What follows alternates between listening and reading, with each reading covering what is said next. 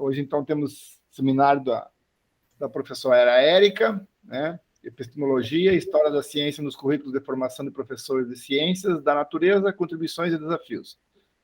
Então, seja bem-vinda, professora Érica, e deixo com a professora Neuza fazer as devidas apresentações da professora Érica. Ok, obrigada, João.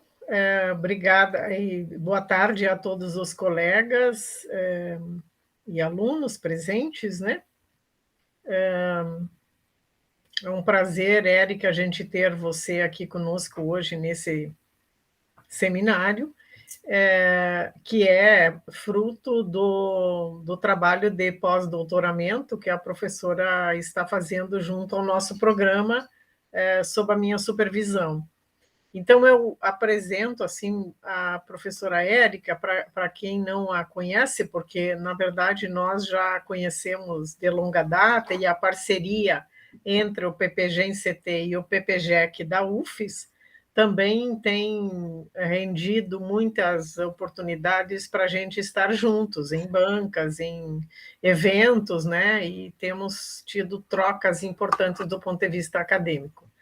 Então, a professora Érica do Espírito Santo Hermel, ela é graduada em licenciatura em Ciências Biológicas, ela tem mestrado e doutorado também em Ciências Biológicas, com ênfase em Neurociências, pela Universidade Federal do Rio Grande do Sul.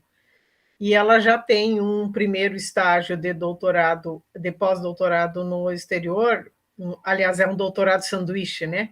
Na Universidade Miguel Hernández, é na Espanha, Érica, né? Sim, é na Espanha. E, atualmente, a professora Érica, ela é professora associada da Universidade Federal da Fronteira Sul, no campus aqui, nosso vizinho, né, Cerro Largo, e ela trabalha lá no curso de Ciências Biológicas, licenciatura, e também no programa de pós-graduação em Ensino de Ciências, o mestrado, né?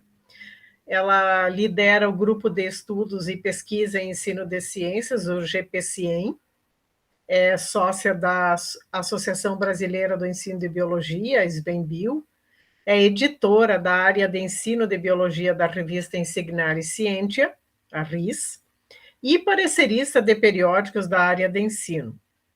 Ela atuou também como professora colaboradora do mestrado em Educação da UFES, no período de 2013 a 2015, e como professora de pós-graduação Lato Sensu da UFES, na disciplina de Interdisciplinaridade e Práticas Pedagógicas na Educação Básica.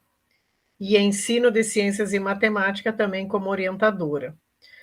Como coordenadora do PET Ciências, no período 2011-2016, e atualmente ela é colaboradora. E como coordenadora do PIBID, ela foi do PIBID Ciências Biológicas dos anos 2016 e 2017, e também é membro do Comitê Assessor de Pesquisa da UFES. E não sou mais. Não é mais? Ah, sim, está aqui, ó, 2011 a 2017. E é também colaboradora do programa Ciclos Formativos em Ensino de Ciências e Matemática, no período 2011 a 2016. Um importante programa de formação continuada que integra também os professores da rede de educação básica. E as áreas em que ela atua é ensino de ciências e biologia, e o ênfase é no ensino de biologia celular, corpo humano, currículo, experimentação livro-didático e história da ciência, né? Que é o projeto de pesquisa do pós-doc dela, né, junto ao nosso programa, sobre a importância da epistemologia e da história da ciência na formação de professores, em especial da área de ciência da natureza, mas também para todas as outras áreas na formação de professores, a importância da epistemologia e da história da ciência. Doutora Érica, seja bem-vindo ao nosso grupo aqui hoje, a esse seminário, e a palavra está contigo, então. Ok, obrigada a todos por estarem assistindo e também pela oportunidade de fazer esse pós-doutorado com vocês e trabalhar mais diretamente contigo, Neuza, apesar de não ser uma grande colaboradora, mas estamos tentando. Essa pandemia acaba com a gente. Então, eu agradeço a todos pela oportunidade, por estarem aqui. Então, acho que eu vou começar a apresentação, né? Por causa do horário também. Assim que eu lembrar como é que eu faço isso aqui.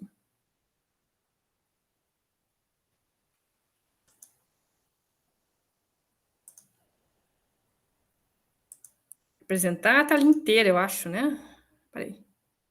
Não. Agora, eu que não sei usar o Google Meet.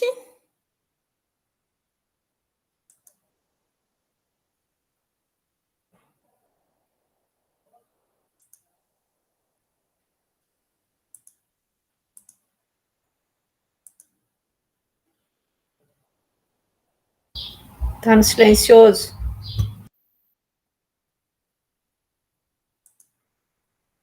Oi? Não digo, você vai ali naquela setinha. Qual setinha? Peraí. Aqui A embaixo minha tem. tela está me enlouquecendo aqui. Deixa eu dar um. Do lado da mãozinha. Ah, tá. Achei. Estou dando um zoom aqui na minha tela. Ok. Aí eu vou em onde? Tela inteira ou janela? Janela. Pode ser janela. Que daí você agora eu consegue ver um pouquinho. Agora Dá uma espiadinha para nos ver. Sim, quando eu botei tela inteira não apareceu. Aí fica, eu acho complicado. Sim.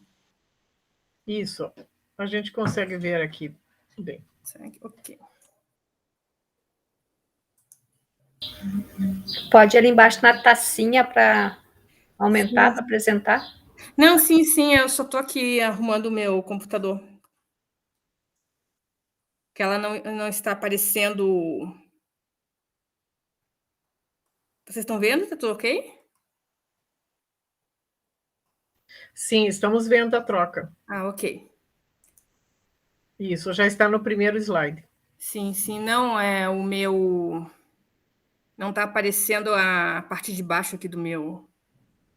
E aí, se você vai lá na tacinha, você consegue fazer. Sim, não, não tá aparecendo a tacinha aqui, sumiu. Tá sumindo a parte de baixo da minha apresentação. Só um pouquinho, acho que aqui na apresentação de slide deve estar aqui do começo. Ok, então. Desculpe o atraso aqui, a confusão, mas é que esse notebook é novo. Então, às vezes, tem umas coisas que somem aqui. Ele está com Windows 11 também, então é muita novidade. Bom, eu não estou vendo vocês, então, se tiverem alguma dúvida, quiserem comentar alguma coisa, usem o microfone. Então, meu nome é Érica do Espírito Santo Hermel e eu estou fazendo esse trabalho de pós-doutorado sobre a orientação da professora doutora Neuza Maria John Scheid. E o trabalho é a presença da epistemologia e da história da ciência nos currículos da formação inicial e continuada de professores de ciências da natureza da Universidade Federal da Fronteira Sul. Então, introduzindo um pouco o tema, é importante salientar que, em relação ao currículo escolar brasileiro, existe um grande abismo entre o que se promulga legalmente e o contexto escolar. Existe uma série de temas, de assuntos, de conteúdos e de maneiras que se deve trabalhar os assuntos, os temas em sala de aula, nas escolas, mas, ao mesmo tempo, na prática, nem sempre eles são executados. Então, se fala muito, se pensa muito sobre como trabalhar o currículo escolar, mas durante o contexto da escola propriamente dito, às vezes por falta de tempo dos professores ou mesmo infraestrutura na escola, é difícil levar todas essas propostas e ideias para a sala de aula. E em relação ao ensino de ciências, então, existem muitos estudos e propostas que extrapolam aquelas visões lineares e fragmentadas do currículo. No entanto, apesar de tudo isso, são muito pouco exploradas e colocadas em prática. E isso se dá, muitas vezes, devido ao conteúdo de ciências apresentar uma organização seriada do currículo. Então, o currículo está preso nas séries e, dentro de cada série, existe uma padronização desse currículo e mesmo uma fragmentação. Então, os conteúdos são fragmentados, padronizados, organizados em séries. Isso tira muito a liberdade, às vezes, de se trabalhar em sala de aula, determinados conteúdos, e até mesmo promover uma maior integração entre eles, porque é preciso respeitar essa seriação, essa padronização, principalmente até quando pensamos que as crianças podem trocar de escola e podem acabar tendo uma perda nisso.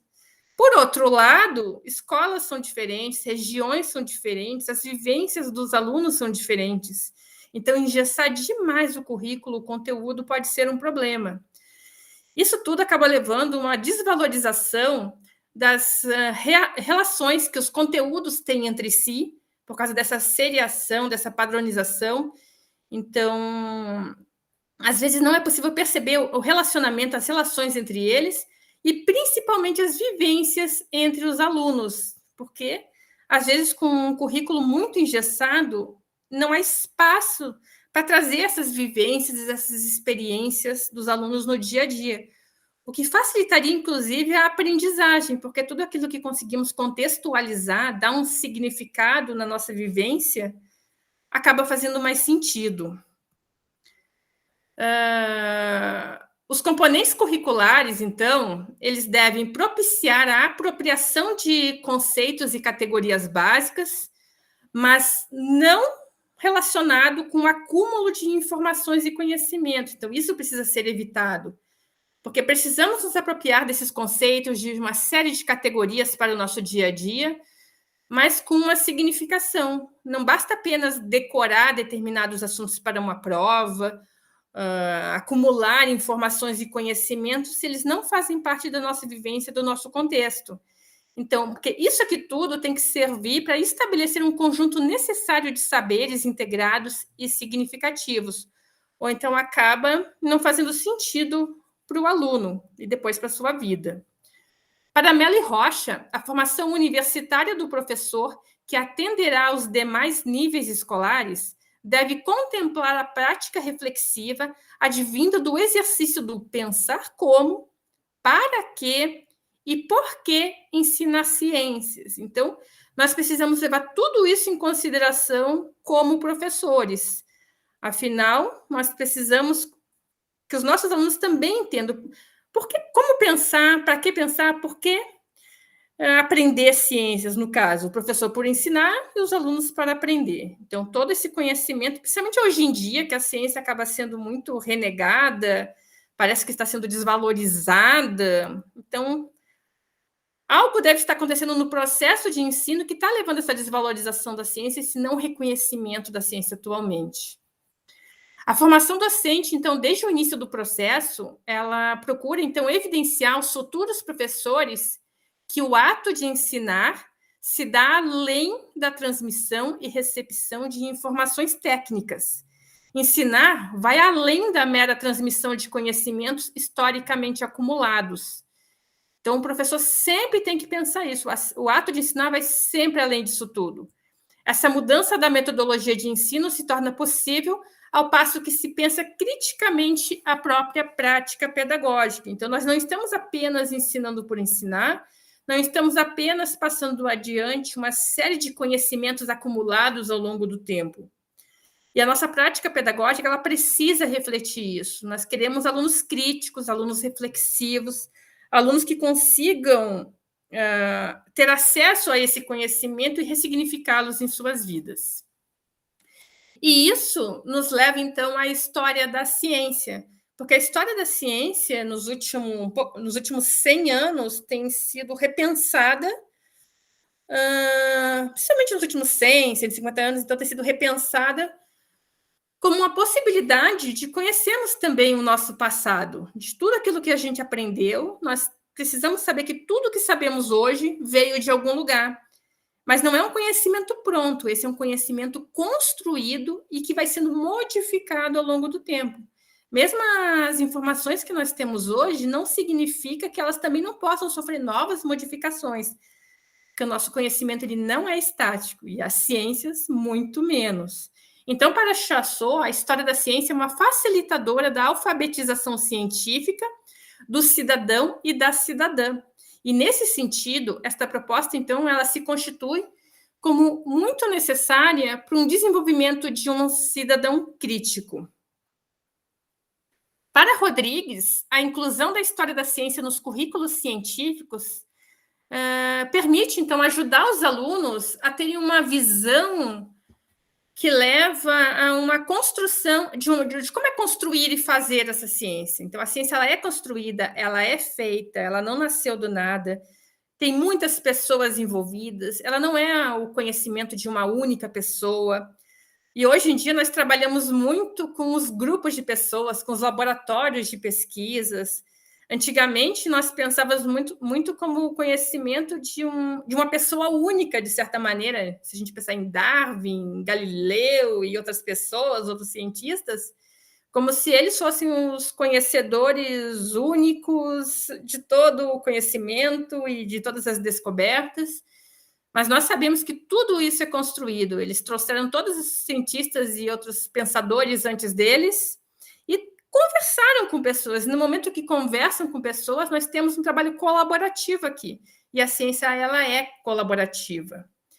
Então, construir e fazer ciência, bem como compreender que o que consta dos livros hoje terá obrigatoriamente de ser alterado, por exemplo, daqui a uns 5 anos, daqui a 1 ano, daqui a 10 anos, daqui a 20 anos, porque o conhecimento está sempre se reformulando.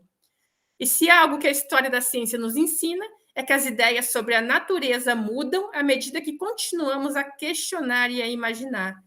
Então, quem diria que passaríamos por uma pandemia como essa em 2020, apesar de que eu sempre acreditei que em algum momento passaríamos por uma pandemia.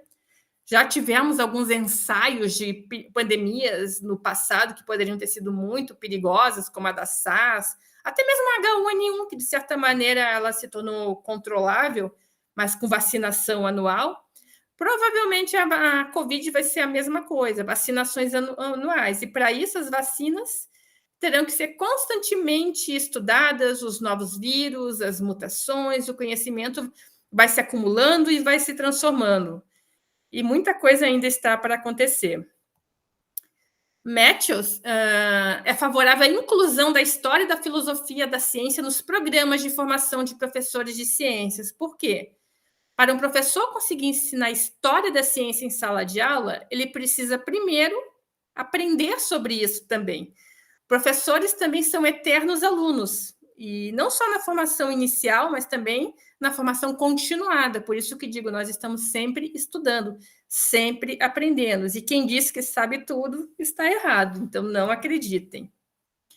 Então, segundo ele, a história, a filosofia e a sociologia da ciência podem humanizar as ciências e aproximá-las dos interesses pessoais, éticos, culturais e políticos da comunidade, tornar as aulas de ciências mais desafiadoras e reflexivas, permitindo, deste modo, o desenvolvimento do pensamento crítico, contribuir para um entendimento mais integral da matéria científica, ou seja, ele pode contribuir, então, para que a gente supere esse mar de falta de significação, porque, como eu disse, não basta acumular informações e acumular conhecimento, é preciso dar um significado, uma contextualização para eles, para que eles façam sentido em nossas vidas. Então, às vezes a gente pensa nas aulas que temos que ensinar todos os conceitos, todo um plano de ensino, tudo que está descrito ali,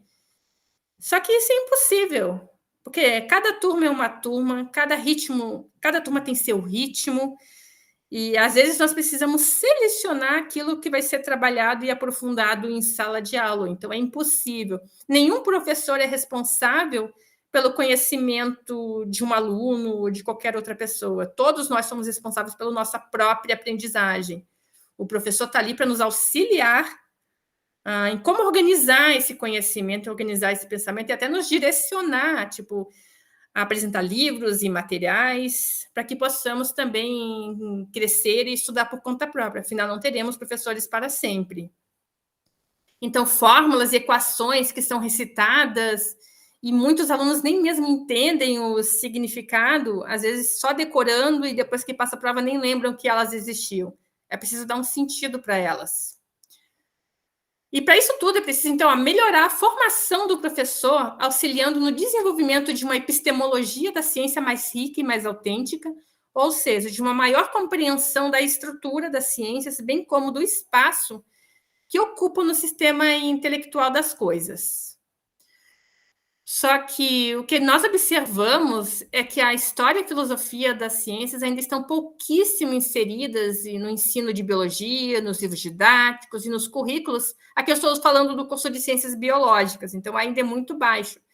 Mas esse baixo é alto comparado com antigamente. Então, se nós compararmos a currículos mais antigos, essa discussão, às vezes, não estava tão presente quanto hoje, mas ela ainda pode melhorar, e sendo feita da maneira correta também.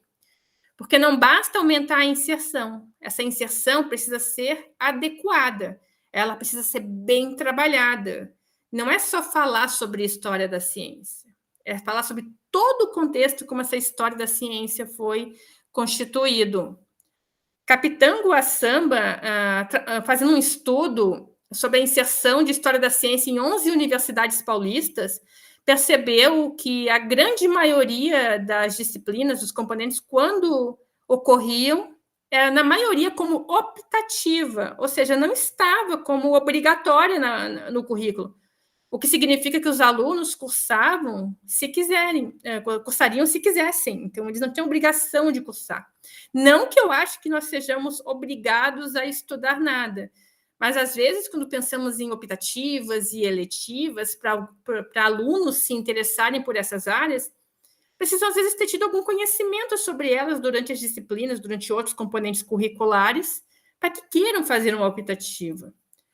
E uma coisa importante aqui é que ele estudou 24 ementas, então, nessas universidades, e apenas uma considerava a abordagem da sua interface com a formação científica e a formação docente. Ou seja, não basta a história da ciência estar incluída no currículo, aqui no caso como optativa, mas também é preciso, em cursos de formação de professores, essa associação, essa relação com a formação docente. Afinal, professores precisam conhecer para poder ensinar. Então, o objetivo desse trabalho foi averiguar como a epistemologia e a história da ciência são abordadas nos currículos das licenciaturas em Ciências da Natureza. Só que aqui, para deixar o seminário um pouco mais curto, devido ao tempo, porque eu sei que alguns alunos têm aula depois, e para não me estender demais, eu fiz um recorte com o curso de licenciatura em Ciências Biológicas.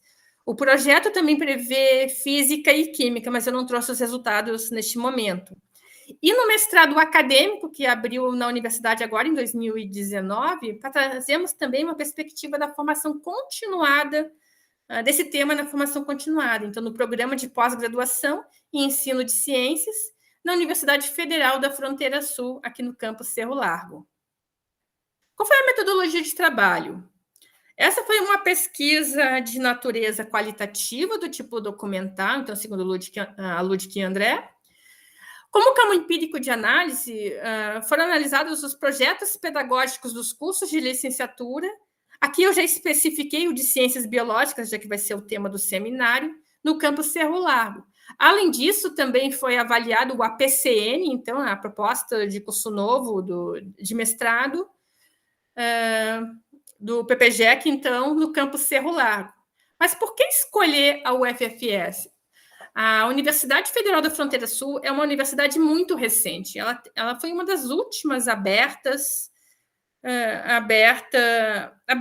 Então, espera-se que o seu currículo, que os seus cursos não estejam presos a todo um histórico de cursos mais antigos e que ele acaba trazendo um pouco das novidades, das novas tendências de ensino.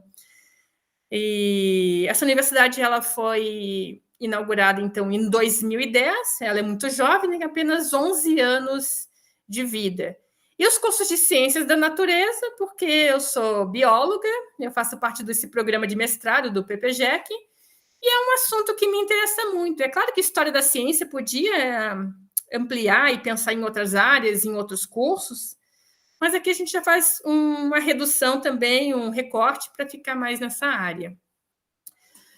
Claro, aqui foi considerado, então, análise temática de conteúdo, então, pré-análise, exploração do material e tratamento dos resultados e interpretação.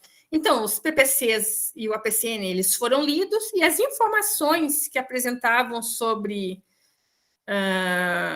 história da ciência e epistemologia foram levadas em consideração. Então, o nome da disciplina, a carga horária, quando é oferecida, quais os objetivos, quais as ementas dessa disciplina. E a ideia disso era elaborar um panorama de como a epistemologia e a história da ciência estão presentes nos currículos, então, dessas licenciaturas em Ciências da Natureza e na pós-graduação em Ensino de Ciências, então, desta universidade, da UFPS. Então, como resultados? Bom, para trazer esses resultados aqui, e o motivo também de eu ter me detido um pouco mais em um curso, é que eu trouxe um pouco do histórico dos próprios cursos, porque mesmo tendo apenas 11 anos, os cursos nesse tempo já foram reformulados umas 3 vezes. Em 2010, a universidade iniciou com o curso de graduação em Ciências, Biologia, Física e Química, licenciatura. Esse curso era noturno e continha 150 vagas. A proposta inicial dele era que fosse um curso de ciências, que os alunos saíssem com uma formação em ciências e depois eles escolhessem uma das 3 habilitações, biologia, física e química. Então, para se aprimorarem mais para o ensino médio. Qual foi o problema durante a implantação desse curso? É que, às vezes, até mesmo os professores não têm uma noção de ciências da natureza como ciências. O curso se tornou meio um Frankenstein remendado, porque, como não tinha como dar todo o conteúdo de biologia, física e química em 1 ano e meio, que era o previsto para essa parte da habilitação, na hora de montar o currículo, muitas disciplinas, muitos dos conteúdos que seriam de ensino médio foram colocados nessa parte de ciências, e a ciência, propriamente dito, de uma maneira mais integrada, foi difícil de encontrar, foi difícil de observar. Mas esse não foi o grande problema que levou, que no final fizeram a reformulação do curso. É porque depois o MEC disse que não aprovaria mais habilitações. Então, o curso foi reformulado e foi dividido em 3.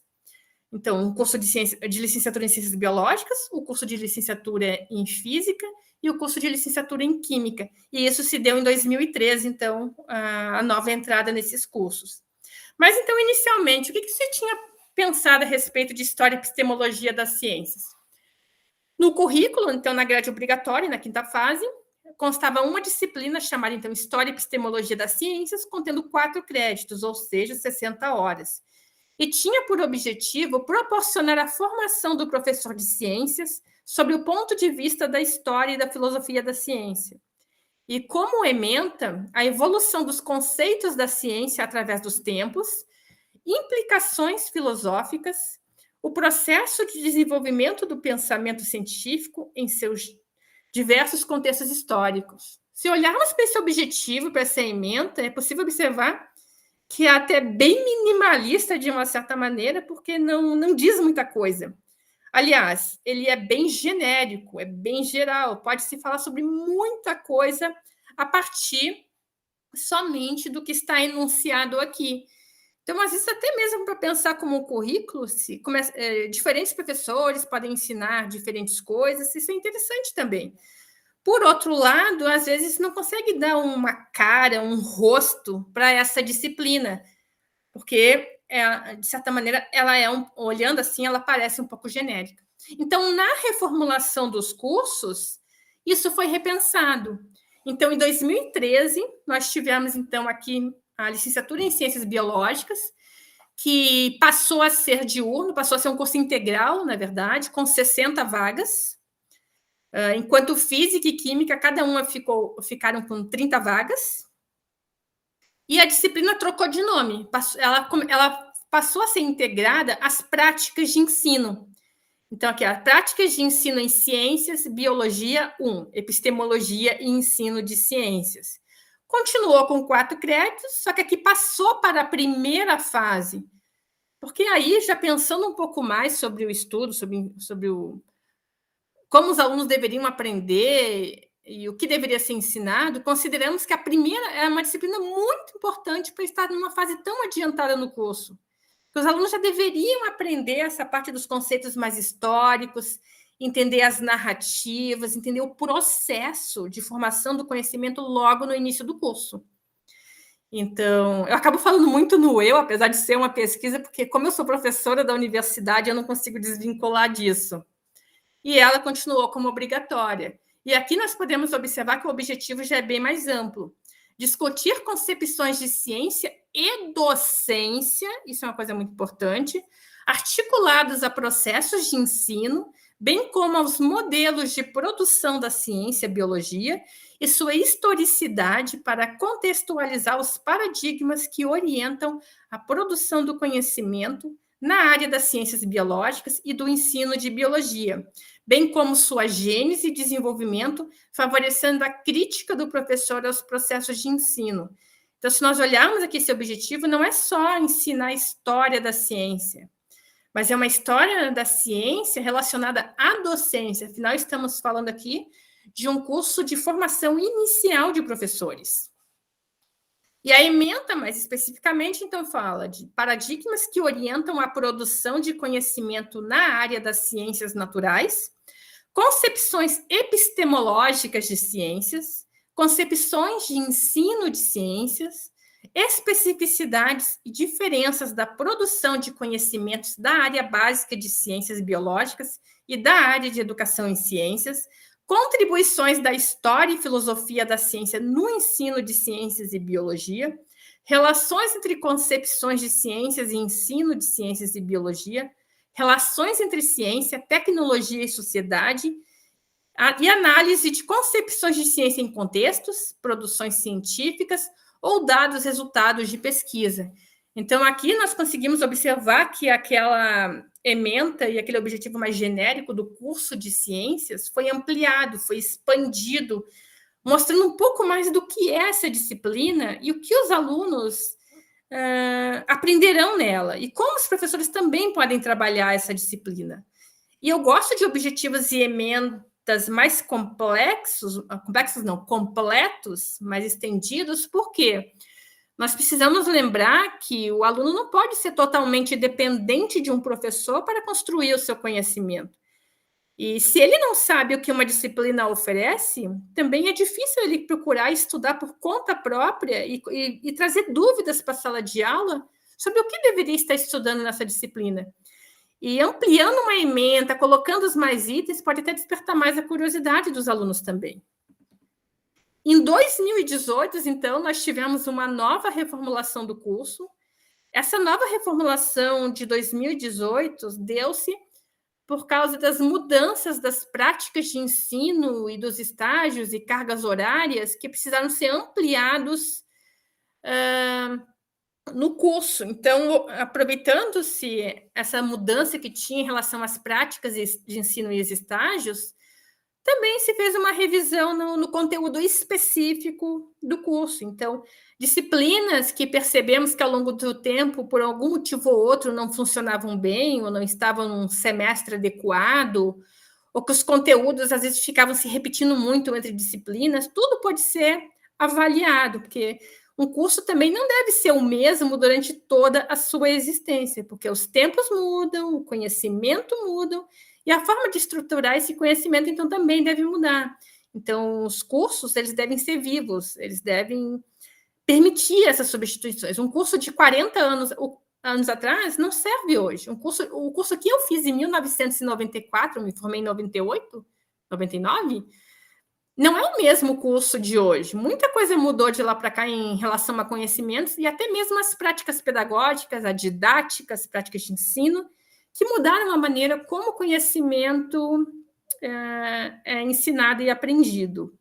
O objetivo continuou o mesmo do anterior, afinal, nós consideramos aqui que estava bem articulado esse objetivo, e aqui em relação à ementa, só foi acrescentado mais um item, que é a abordagem epistemológica da história da ciência, que por algum motivo se passou e não apareceu na ementa anterior. O PPC de Ciências Biológicas, ele segue as regras, as orientações previstas no parecer, que normatiza as diretrizes curriculares para os cursos de Ciências Biológicas, então aprovados pela resolução de 2002. E analisando, ele contempla os conteúdos básicos, então, que deverão englobar conhecimentos biológicos e das áreas das ciências exatas, da Terra e humanas, tendo a evolução como eixo integrador. Então, a gente já pensa aqui, evolução como um eixo integrador. Então, a gente já está pensando aqui num conhecimento construído, em algo que evolui. Sendo eles, então, biologia celular, molecular e evolução, diversidade biológica, ecologia, fundamentos das ciências exatas e da Terra e fundamentos filosóficos e sociais. Mais ou menos aqui, onde entraria, quando a gente pensa em termos de currículo, se resolve fazer algo mais fragmentado, se pensar ele como algo isolado, imagino que pensaram nesse item aqui para colocar a história da ciência, o que eu não concordo. A história da ciência ela deve estar em todos estes componentes presentes no currículo, deve permear todos os componentes curriculares, e é para isso que uma formação inicial e continuada de professores deve ser muito boa para que os futuros professores e os professores em atuação percebam isso. Eu dei, durante alguns anos, aula de biologia celular, hoje eu ensino o corpo humano, embriologia e outros, e eu sempre coloco história da ciência nas minhas aulas, para mostrar que aquele conhecimento veio de algum lugar e ainda vai para outros que nem sabemos quais ainda. E mais especificamente, então, analisando o PPC, o perfil do formando diz, em relação à epistemologia e história da ciência, o licenciado em ciências biológicas deverá possuir entendimento do processo histórico do conhecimento produzido nesta área, referente a conceitos, princípios e teorias biológicas. Além, é claro, de possuir conhecimento da diversidade dos seres vivos, da sua organização e funcionamento em diferentes níveis, suas relações filogenéticas e evolutivas, suas distribuições e relações com o meio em que vivem. Então, mas no final das contas, a história da ciência perpassa tudo isso.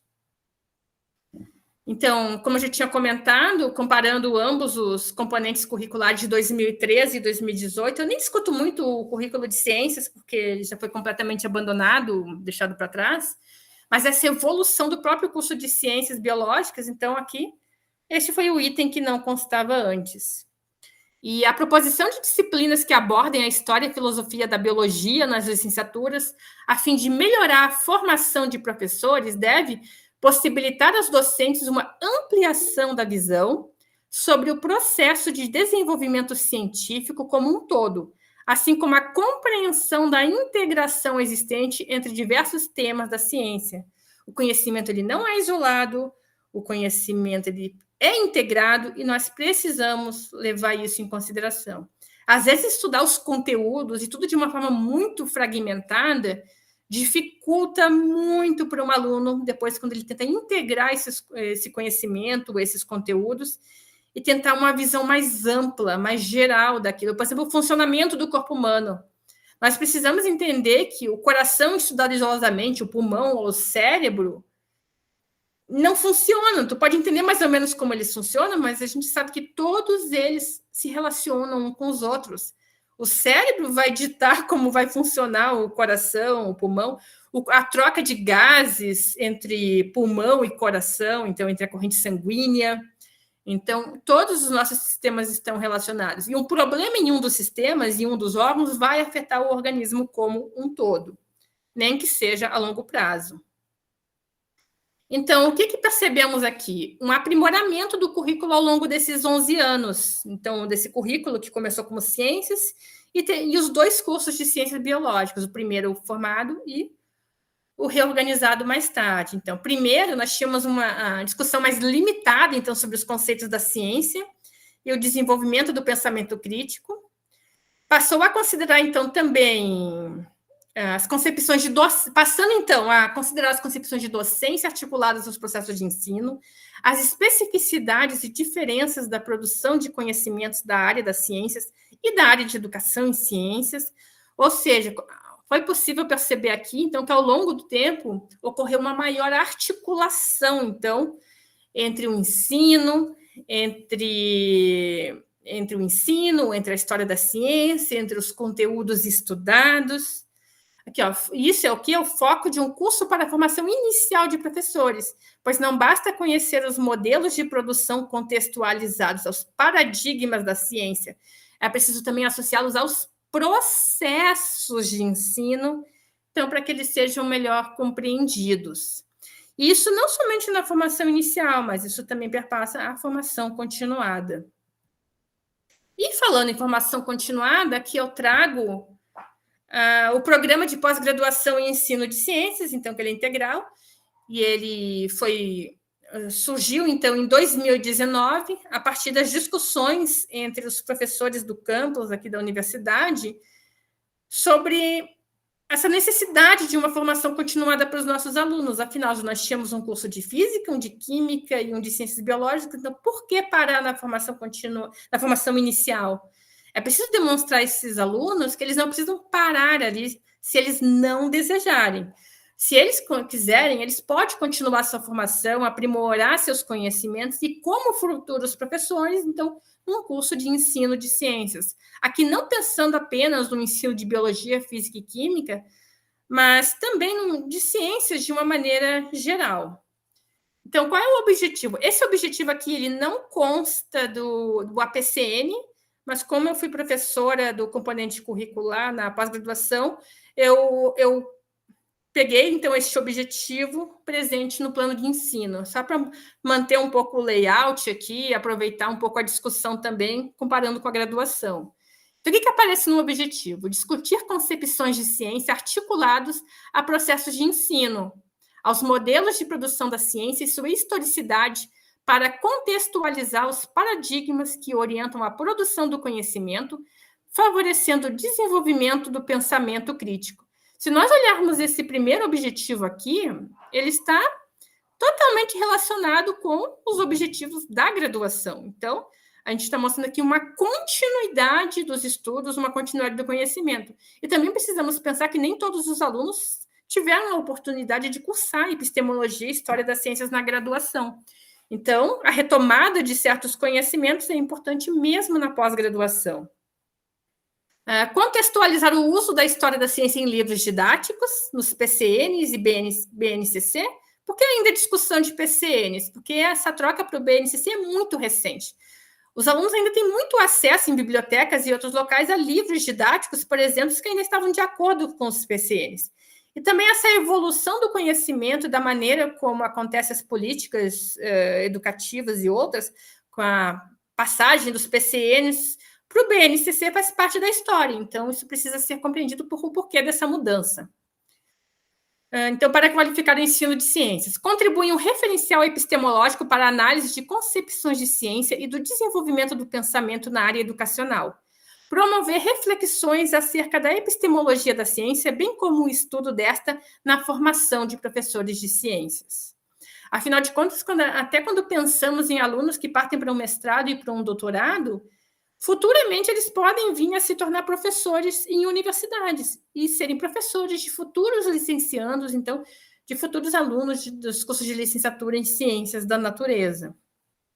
E qual é a ementa que aparece no PCN? História do conhecimento científico, estudos acerca da natureza do conhecimento científico, o debate epistemológico na formação de pesquisadores, porque é importante também salientarmos que o fato de nos tornarmos professores, de participarmos da formação inicial e continuada, não nos torna apenas professores, nós também somos pesquisadores, podemos fazer pesquisas a respeito do assunto. Muito da investigação-ação, da pesquisa em sala de aula. Então, é preciso também conhecer pesquisa. Não aquela pesquisa que só nós fazemos para fazer uma dissertação ou uma monografia, mas uma metodologia mais ampla, inclusive para ensinar os outros a pesquisarem. Evolução do pensamento científico e ciência contemporânea, contribuições epistemológicas para a educação científica. E só salientando que tudo isso aqui não é ficar restrito, como inicialmente, quando começaram as primeiras inserções de história da ciência em sala de aula, sobre a pesquisa de grandes cientistas, datas em que eles descobriram determinadas coisas, Porque se nós olharmos hoje e pensarmos no material didático de história da ciência e formos numa livraria, uma livraria comum, uma Amazon, uma Saraiva ou qualquer outra livraria, quando encontramos livros que nos fazem pensar um pouco relacionado à história da ciência, é sempre sobre os grandes cientistas e as suas grandes descobertas. Aí sempre está citado Galileu, Darwin, Newton, Mendel, entre outros, mas essa história... E quando nós lemos ali, lemos um pouquinho sobre a história da vida dele, das grandes dificuldades, os grandes heroísmos, é complicado. Nós temos que lembrar que a ciência é construída e tem muitas pessoas envolvidas, e muitos são anônimos. São pessoas que se perderam na história porque não faziam uma boa propaganda de seu nome, ou não se tornaram assim tão conhecidos. Tanto é que, às vezes, algumas dessas grandes descobertas, quando se pesquisou um pouco mais, documentos mais antigos, soube-se que outras pessoas já haviam falado sobre o mesmo assunto, às vezes séculos antes. Mas o nome que sempre fica na história são os nomes mais famosos. E temos que tomar cuidado em sala de aula para tentar não manter esse tipo de coisa. E no APCN, os referenciais que norteiam as pesquisas contemplam a perspectiva histórico-cultural, a investigação-ação, a educação freiriana, epistemologia plural e o educar pela pesquisa. Então, aqui são vários referenciais que fazem parte desse programa de mestrado. E o conhecimento está ligado a duas linhas de pesquisa, no articulado com políticas educacionais e currículo, que aqui vai articular, então, os projetos que se identificam com discussões de políticas públicas, epistemologia, avaliação, temas contemporâneos e organização curricular, e a formação de professores e práticas pedagógicas, que acolhem os demais projetos sobre a formação de professores, o diálogo interdisciplinar, conceitos científicos, práticas de ensino e inovação. Mas, olhando assim, duas linhas de pesquisa separadas. Mas, às vezes, é impossível falar de prática pedagógica e não falar de política educacional. Falar de conceitos científicos e não entender a organização curricular. Então, na verdade, são duas linhas separadas aqui um pouco para ajudar mais na organização do curso, mas muito desses assuntos se imbricam, eles colidem uns com os outros.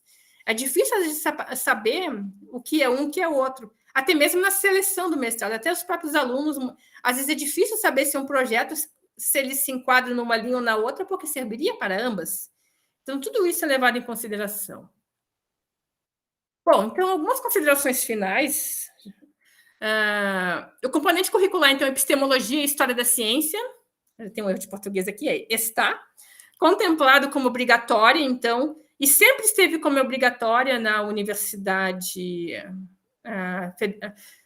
Federal da Fronteira Sul, aqui no campus Cerro Largo, desde o curso de Ciências, sempre foi considerado como de grande importância a sua presença no ensino, como parte, então, da formação inicial dos nossos alunos.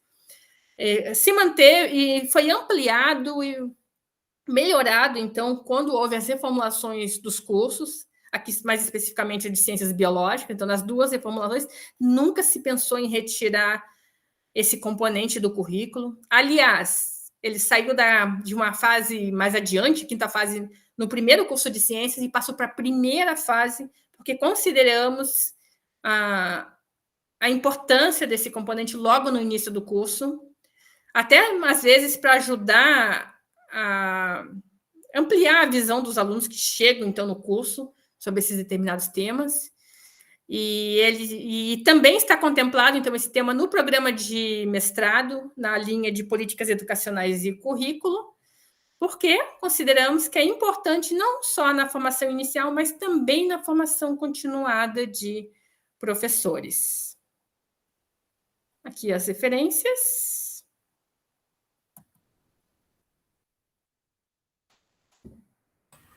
E foi isso. Ok, obrigada, Érica, pela tua clara e muito bem explicitada apresentação dessa importante pesquisa.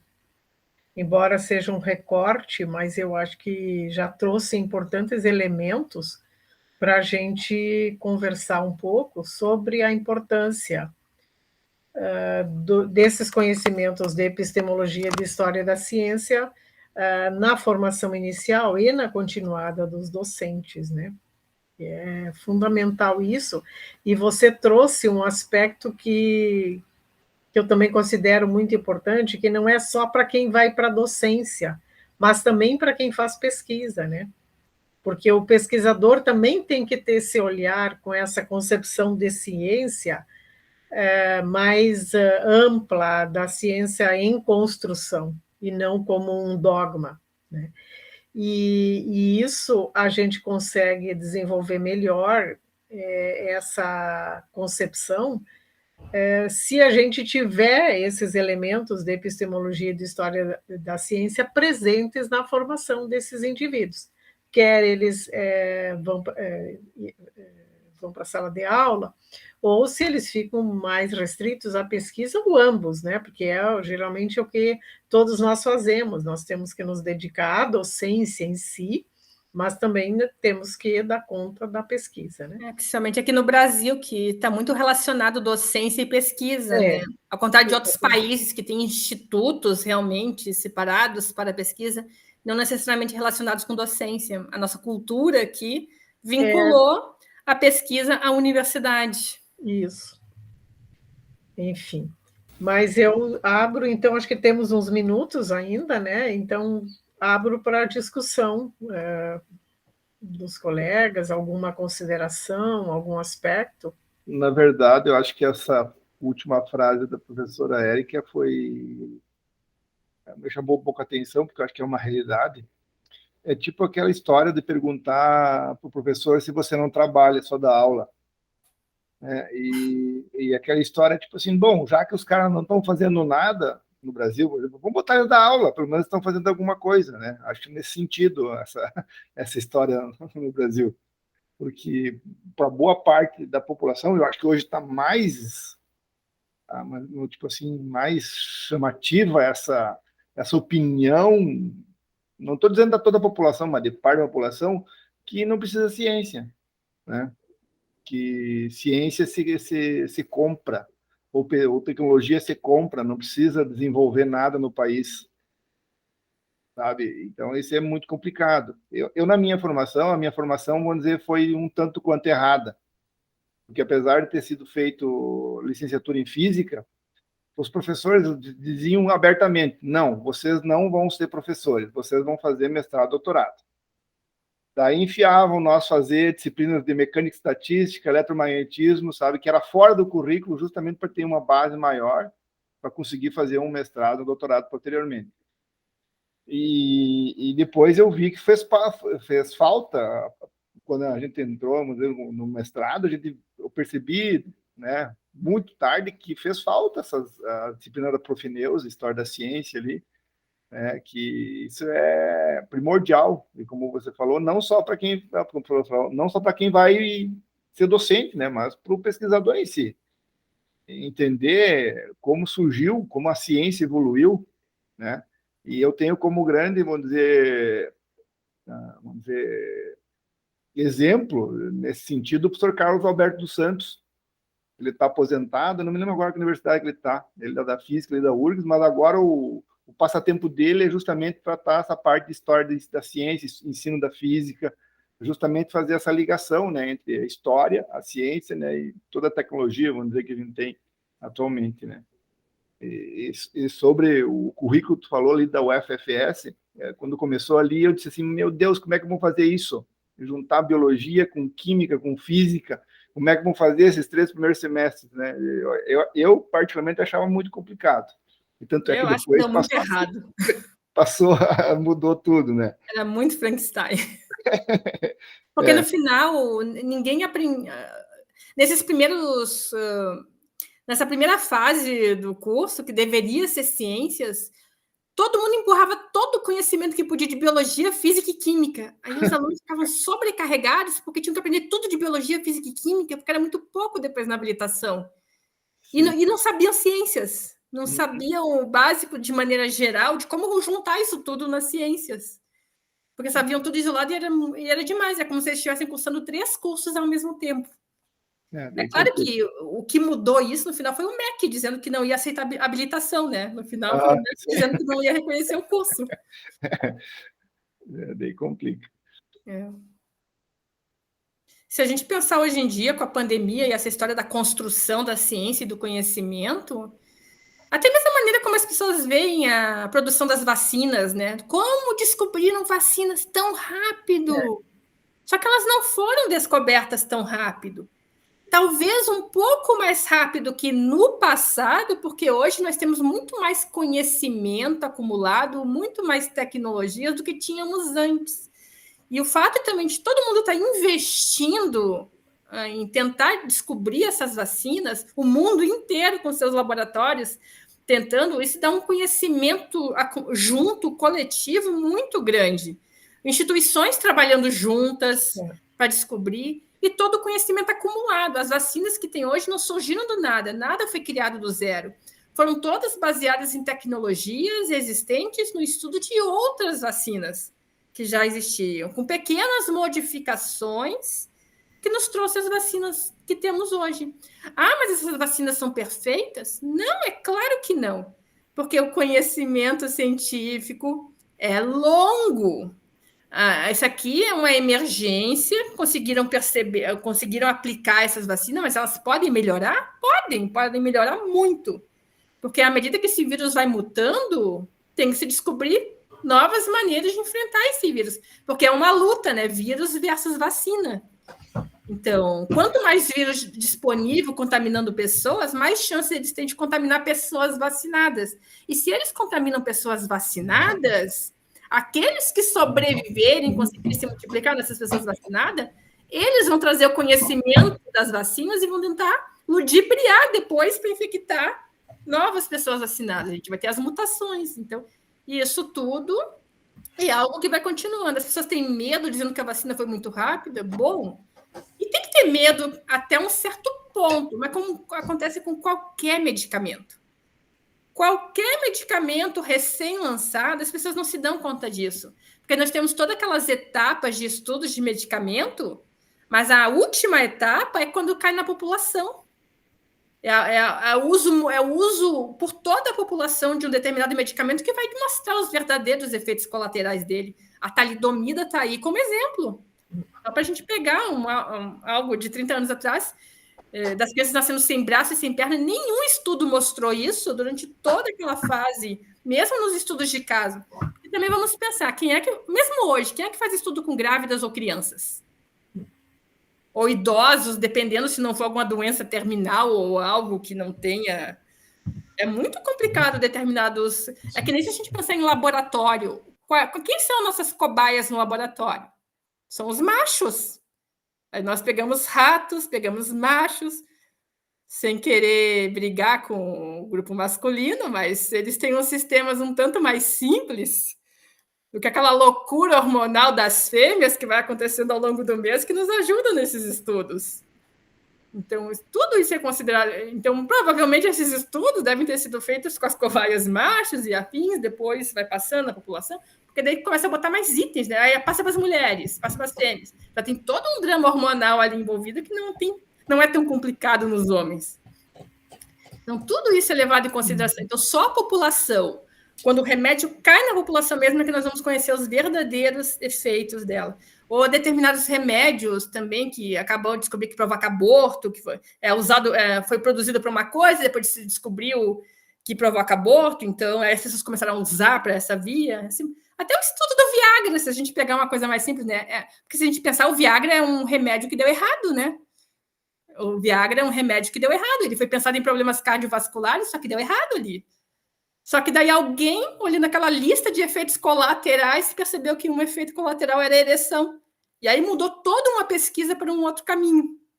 Quer dizer, algo que a princípio deu errado para uma coisa, funciona para outra. Isso tudo é conhecimento construído.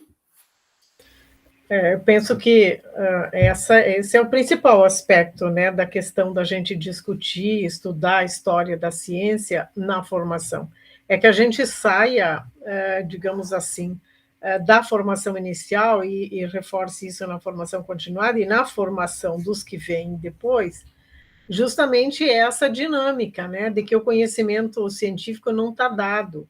E aí, essa concepção de uma ciência que é produzida por seres humanos, logo, ela também tem suas limitações, e com instrumentos que nem sempre são tão perfeitos, a gente entender por que alguns conhecimentos surgem antes, outros depois, é porque, de fato, existe todo um contexto de produção desse conhecimento, e esse contexto ele está dentro de uma questão que está atrelada à questão econômica, política, enfim, histórica, e também das condições, como a gente pensa assim, das condições dos instrumentos disponíveis.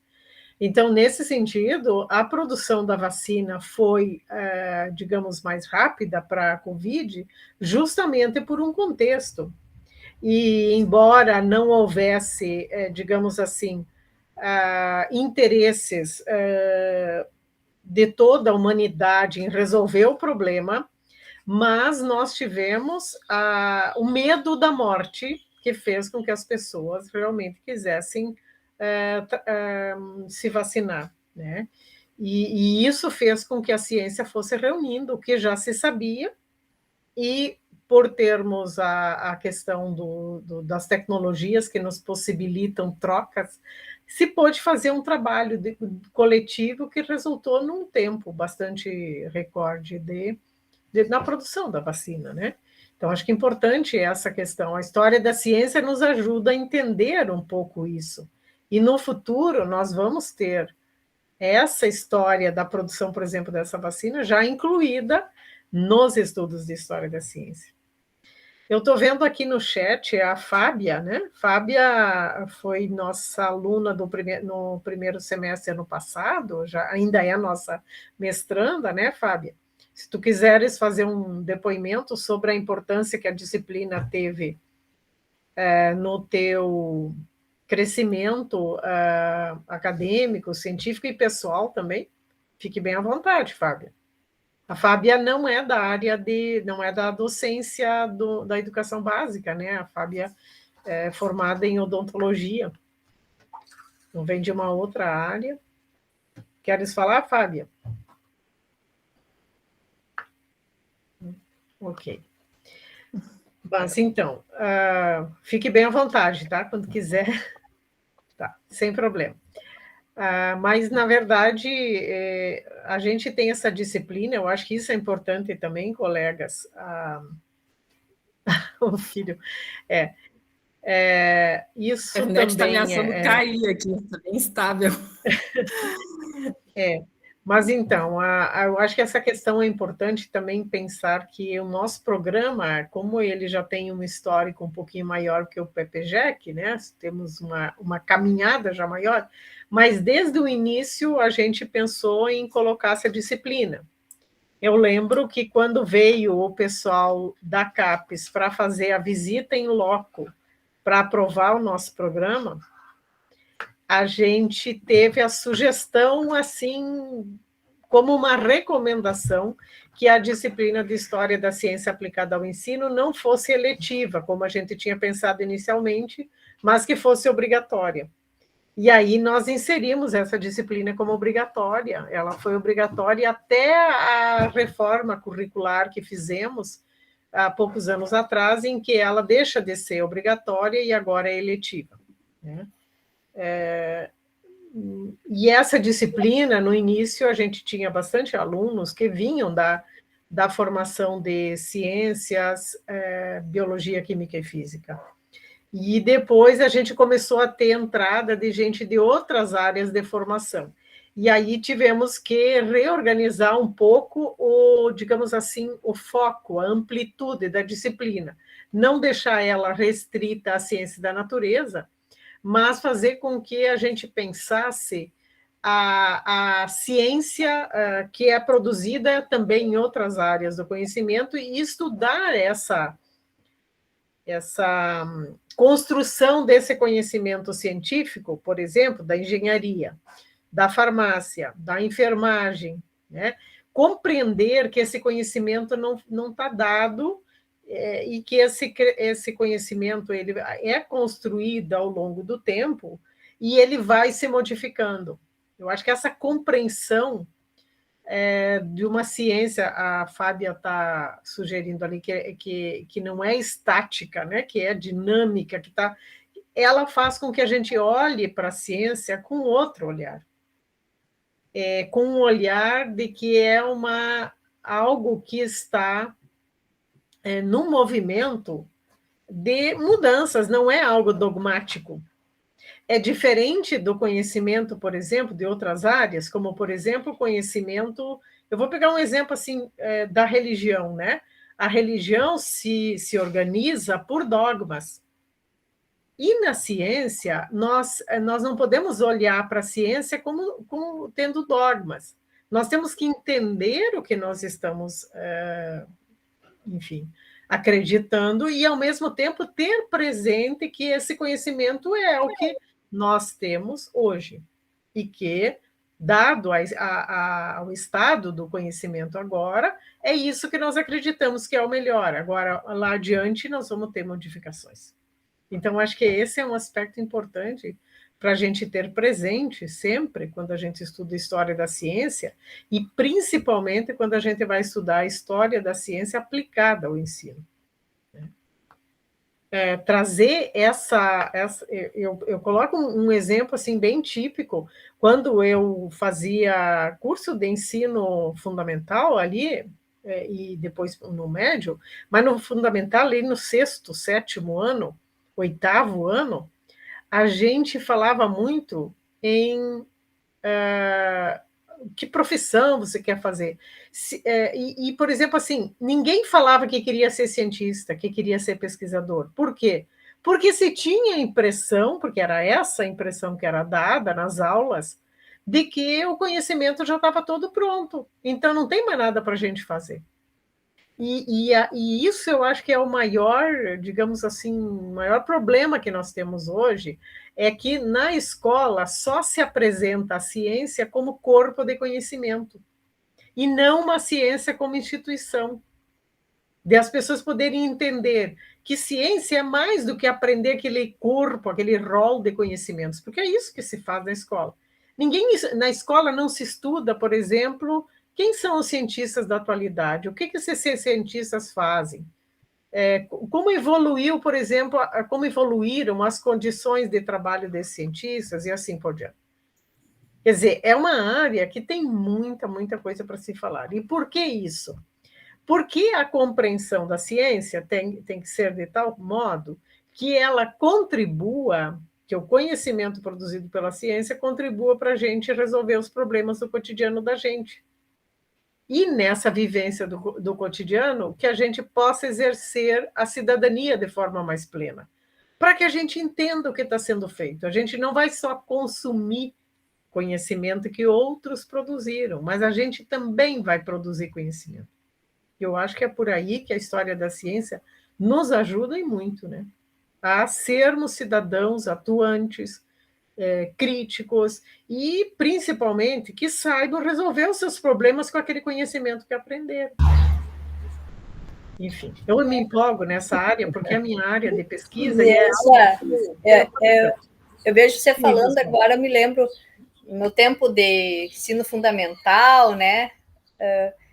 Assim, a ciência era uma coisa tão distante que a gente pensava assim, ó, meu Deus, você é um cientista, tu precisa saber, ter um conhecimento muito grande, tal. É uma coisa muito elevada, parece uma coisa assim que era inalcançável. Então, eu vejo assim, ó, que a gente tem que começar com as pequenas coisas, que o nosso aluno consiga visualizar a ciência naquelas pequenas coisas, aqueles pequenos problemas que ele pode resolver e construir o conhecimento. Porque da forma, pelo menos na minha época, era passado assim de um jeito que era uma coisa assim que não estava ao alcance da gente, a ciência, né? Como era passado para a gente. Então, era uma coisa assim muito além das possibilidades da gente, né? Então, eu acho que agora, claro, evoluiu bastante, né? Mas eu acho que ainda na escola ainda se passa muito isso, né? Da ciência mais antiga e não realmente, né? Por que não estudar os pesquisadores atuais, né? O que está se produzindo de ciência hoje? O que essa ciência de hoje pode resolver os problemas do cotidiano, né, dos alunos, né, para ir aprofundando. Nesse sentido, a fala da Prof. Neuza me lembrou de um estudante, de um aluno da engenharia, algum tempo atrás, me disse assim, professor, mas a física não tem mais nada, né? Já foi descoberto tudo. Daí eu tive que me puxar, buscando uns prêmios Nobel que eu me lembrava na hora para falar para ele, porque é justamente isso, são coisas que a gente não estuda na graduação. A diferença, vamos dizer, talvez em outras áreas, eu acho que na física é mais que é eminente essa distância entre o que se estuda na graduação e o que realmente as novas descobertas. Talvez na química, na biologia seja mais próximo, talvez. Não tenho conhecimento para afirmar categoricamente, mas os grandes pesquisadores, vamos dizer, da área de física, tu vai acabar estudando, vamos dizer, só no mestrado e doutorado, se tu fizer um mestrado e doutorado na área. Na graduação, tu vai aprender o básico. Eu sempre falo, a gente está vendo o conteúdo de 1500, 1600, 1700. Quando chegar em termodinâmica, a gente está em 1900 e pouco, eletromagnetismo. Então, é até aí que a gente vai, né? Então, é complicado eles terem essa noção, né, que o cientista não é só aquele cara lá atrás que... Ou que nem, se não me engano, tem uma frase, se não me engano, eu não me recordo quem foi que falou para Einstein, não sei se foi o Rutherford, ou qual deles, disse que mandou, Einstein, melhor tu trocar de área, porque tudo que tinha que ser descoberto na física já foi. E ele justamente provou o contrário, né? Então, sabe, não é por aí achar que tem um fim a ciência, né? Acho que esse é o grande, vamos dizer, incentivo de ter essa história da ciência. Mostrar que até um ponto, parou, mas aqui um pouco continua mais um pouquinho. Nada é absoluto, como diz, ou é estático, como a Fábio falou um pouco atrás ali, né? Sempre, quando você acha que terminou, quando vem uma nova teoria, uma nova descoberta, a gente vai um pouquinho, passa à frente. Né? Que nem dizia, né? A ciência você faz um passo de cada vez. Mas quais são os nomes dos cientistas atuais que a gente lembra, né? Se a gente pensa em DNA, genética, lembra o mais recente, pensa a Rosalind Franklin, o Watson Crick, e fica por ali. Mas qual é o nome da pessoa que criou a Dolly, ou o nome da pessoa, do grupo que viu o projeto Genoma, assim, que a gente sabe de cabeça? Assim, tá lendo em algum lugar? Eu não sei de cabeça. Eu tenho que ler. Se eu ler, eu reconheço. Mas, assim, de cabeça não puxa. Mas o mais longe que eu puxo é Rosalind Franklin, Watson, Crick. As pessoas de genética, depois deles, conheçam os novos conhecimentos, mas os nomes das pessoas ou dos grupos envolvidos, não. Acho que os grandes nomes, de certa maneira... se perderam. E a gente só lembra do Galo com a história da AIDS por causa do roubo da imagem que ele fez lá. Mas a gente não lembra por causa...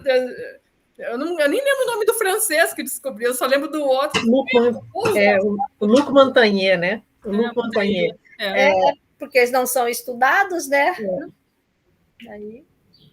Mas, na verdade, assim, de novo aquilo, né? Os livros didáticos não conseguem dar conta desse conhecimento mais atualizado, e, ao mesmo tempo, a questão da história da ciência tem muito pouco material, digamos, disponível para o ensino. Os historiadores de ciência, eu defendo isso na minha tese, né? Que, na verdade, os historiadores da ciência precisam transformar esses seus conhecimentos em material acessível aos professores, para que eles possam usar.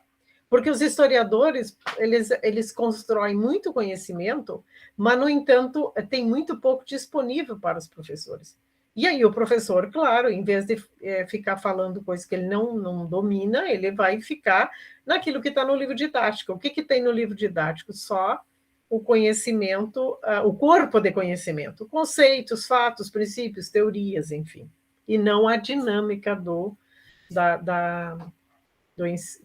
da construção desse conhecimento, né? E aí uma outra coisa para fechar assim na minha fala é que a gente tem uma ideia de que e nós da biologia, né, temos isso mais presente ainda, de que tudo é provado cientificamente. Então a gente acha assim, o que é esse provado? A gente imagina que o Watson e o Crick, quando eles escreveram aquele artigo lá na Nature, dizendo que a estrutura do DNA era uma dupla hélice, que eles provaram isso, que eles viram essa dupla hélice, essa ideia que aparece, que eles viram lá com o microscópio. Não, na verdade, eles nunca viram, ninguém viu a estrutura do DNA. O que lá em 1953 eles fizeram foi escrever no artigo, e as primeiras palavras do artigo estão lá. Nós gostaríamos de propor uma estrutura. Então, essa coisa da ciência como um conhecimento hipotético, na verdade, uma proposta e não algo provado, ela é muito, digamos assim, é algo que não é considerado nos livros didáticos. Os livros didáticos dizem Watson e Crick descobriram a estrutura do DNA, como se a estrutura do DNA tivesse lá sempre. Não! Ela foi proposta por eles, e até hoje ela vem dando respostas positivas, e por isso que ela é aceita. É que nem o Hooke com a célula, né? Vai lá nos livros, o Hooke descobriu a célula. Gente, ele não descobriu nada. Ele nem entende o conceito de célula. Na época dele, ele só viu uma parede de celulose que ele chamou de célula. O conceito de célula que nós temos surgiu 200 anos depois. Ele nunca entendeu o conceito de célula. Então, dizer que ele descobriu a célula, não, ele não descobriu. Ele só deu um nome para ela, mas sem saber o que era. Então, tu pode dizer, ó, ele nomeou a célula, ponto. Nada mais do que isso. Gente, mas assim, eu sei que o professor João tem aula, a gente também não quer abusar, os alunos estão esperando, acho que ele lá na sala de aula, né? Que é outra sala, né? Não é a mesma do seminário. É outra sala, já estão lá. Também, porque senão já podia ter aparecido tudo aqui, né? Pois é. Mas então, assim, eu quero agradecer a oportunidade de estar trabalhando junto com a Érica, da gente estar construindo mais conhecimento sobre essa questão da história da ciência nos currículos de formação de professores, tanto na formação inicial quanto continuada, e de deixar em aberto, quem sabe, uma possibilidade da gente dar continuidade, você apresentando os resultados da química e da física no próximo ano, e a gente dá continuidade a essa discussão, né? Ok. E agradecer a tua disponibilidade em provocar essas discussões, botar essas interrogações nas nossas mentes, né? E a gente vê que tem uma caminhada grande ainda pela frente. Também agradecer aos colegas pela presença, aos alunos, né, presentes. E parabéns para a Érica aí pelas pesquisas dela e para a professora Neuza também, né, que está orientando. Obrigada, professora Rosilene.